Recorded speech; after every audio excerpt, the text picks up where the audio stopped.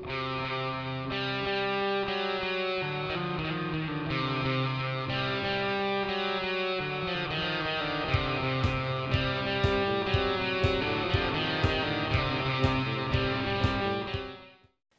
to Diamonds and Rust. I'm your host, the Stray Cat. Clint Howard. Name ring a bell? Well, it should. He's the younger brother of Ron Howard, who I'm sure everybody knows. From Gentle Ben to Night Gallery to a number of critically acclaimed films, most of them being directed by his brother, Clint Howard has been on a TV screen since he was 2 years old. While usually playing smaller roles, in 1995 he landed a starring role in the low-budget horror film, The Ice Cream Man.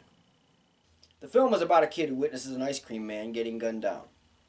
After several years in a mental hospital, the same kid takes on the persona with evil intentions. We open with a shot of 1960s suburbia straight out of an appliance ad. Immediately, the local ice cream man is shot to death by some gangsters for reasons that are never explained. One of the neighborhood kids witnesses this, but doesn't let it interfere with him getting his push-up. Who's gonna bring me ice cream, Mommy? I'll give you one guess. Cut to the 90s and we see a thieving little bastard steal money from his mother after he hears the ice cream truck. All right, let me get my change. Roger, I don't want you going into my purse. Sorry, Mom. Won't do it anymore. You get back here right now. We then meet the star of our film, Clint Howard as the ice cream man himself. You didn't say please. When this is the star of your film, you know you're in for some real shit. The kids head to the park where we see budget Macaulay Culkin reading on a swing while some creep approaches him. It's a 90s movie, so we have an obligatory fat kid, where we see he drops his creamsicle in the sand, but eats it anyway because he's fat and can only be seen eating. Oh, gross. Tuna. And his name is fucking Tuna. The creep tells the kids the twisted version of the Pied Piper. And drown them. Just like the rats. That's what happens when you don't pay the piper. This guy is far more disturbing than the ice cream man. We get a flashback from Gregory, the ice cream man, and see that he was reanimated.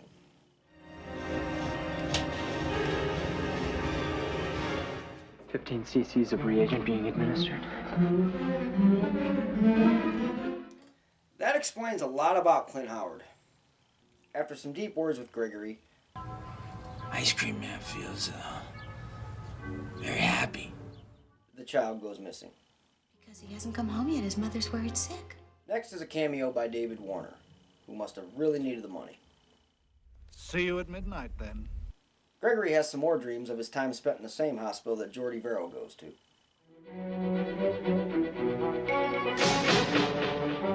This is going to be extremely painful, Mr. Verrill. But he's woken up by his former nurse, who is now his landlady and guardian. And I want Rocky Road. I'll make it special, Nurse Wharton. Well, she's used to playing the mother role to some very strange people. Hey, Mommy. Hey, the baby. Baby, all right, Mommy. Who's there? I know you're there, Nasty Man. You have to be his man. Mommy. Come here. Where's Agnes?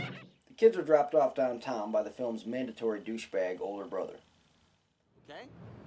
Yeah, no problem. Oh yeah, lose some weight, fish boy. And they go to see Tuna's father, played by David Naughton. Was the casting for this film done at the Hollywood Unemployment Office? Oh, he was just joking. After apparently repainting the word "for" on the back of the truck, Gregory is approached by some local cops investigating the missing kid. Have any leads? It's classified, Ice Cream Man. It's classified. Or maybe they're CIA. Gregory makes one of the cops an ice cream cone with a few added ingredients. Here you go, detective. Just for you. Hey, now that's an ice cream cone. The town slut shows up to entice Gregory. I'd like to buy a gallon of your hard pack? Do you deliver? No. 149. That cute little house right over there. Come anytime. He just fucking said he didn't deliver. He goes to her house anyway, but decides he's not ready just yet.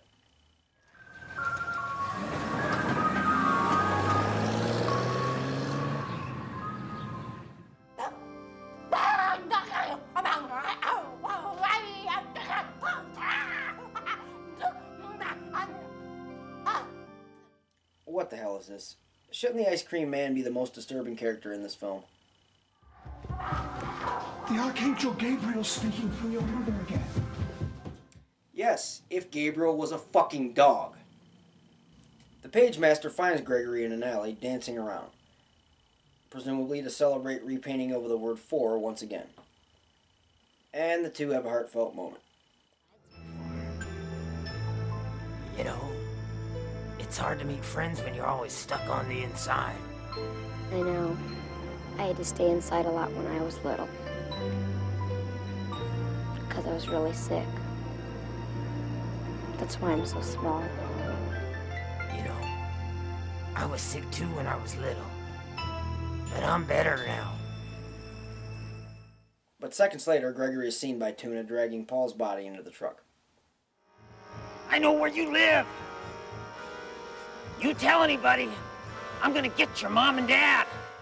Tuna finds the missing kid hiding in a bush. The ice cream man. He killed the park guy. In all reality, he probably did the kid a favor by killing the park janitor. Tuna runs home to tell his parents, but they're too busy arguing about bullshit not related to the plot to listen. And what's with these shots? Martin, who is it? Tell me. Let's not do this again. Dad, Not now, Chris. Go to your room. The next morning, Tuna finds that Gregory has left him a message. God, Tuna, you can make a mess. Go find another pair. Come on, let's go. A mess? Does she really think he stepped in scoops of ice cream and worms and they somehow ended up on the top of his shoes? Tuna runs into Gregory at the grocery store, and no one takes notice to a creep chasing a kid through the aisles.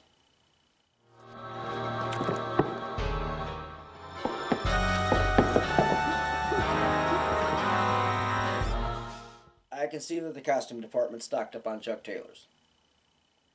And how the fuck does this one go unnoticed?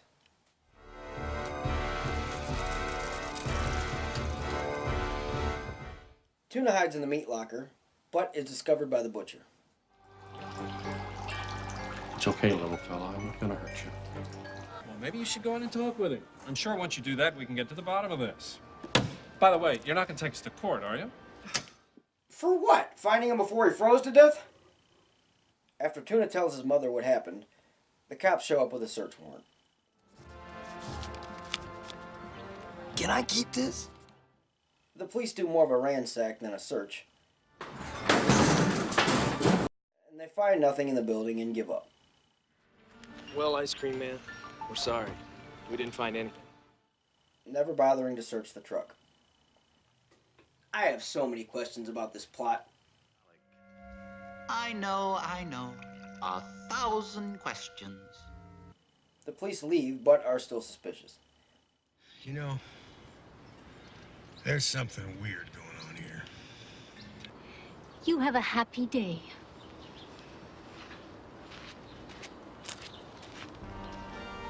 Remember, no bad days, Gregory. Only happy days. Nah, you're thinking of the other Howard. It's then revealed that Gregory has Paul hidden away. What a thorough search the cops did. We see that despite kidnapping him, Gregory has taken a liking to Paul. Are you having a bad day? Yeah. You're right. Not every day is a happy day. The kids decide to rescue their friend themselves, since the cops in this town are completely incompetent. All I know is I'm not letting him get us. All the grown-ups worry about their stupid problems. They spy on Gregory having a schizo moment. Looks like you got a lot of friends. It's gonna be a good summer. They then split up, and two of the kids follow him to the village whore's house, where he watches her sleep.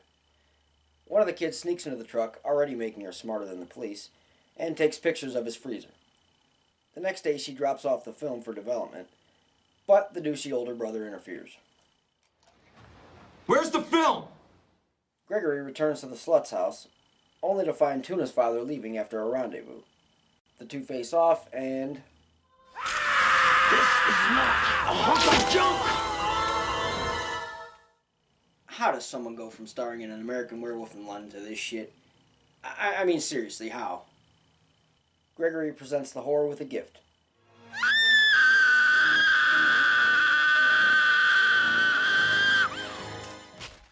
Then he kills her. The two cops go to the asylum that Gregory grew up in, and the movie turns into Don't Look in the Basement.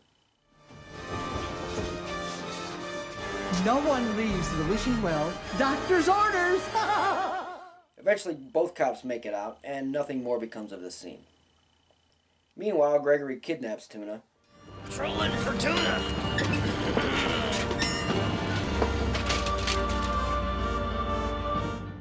And his friends turn to the douche for help. This is my chance to mess him up. Naturally, Gregory kills him.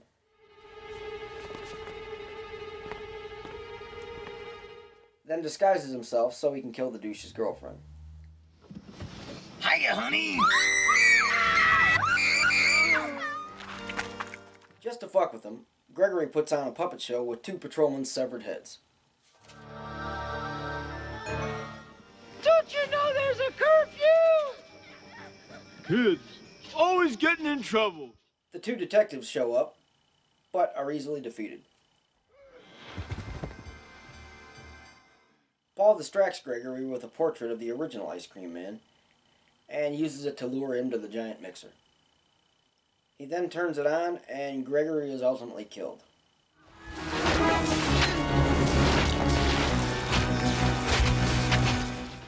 In the final shot, we see Paul in the asylum mixing ice cream. And since it's now 21 years later, I assume that Paul is out there somewhere making human ice cream. So that was Ice Cream Man, and it was Rust. You know, even on a low budget, a film could still have a good story and three-dimensional characters. This had neither. It had a thin plot, lots of filler, and 90s cliche characters with no backstory or development. The film easily could have been a rejected Tales from the Dark Side episode. And, take away the padding, it probably could have been condensed to a 20-minute runtime. Well, until next time, I'm the Stray Cat, and this was Diamonds and Rust.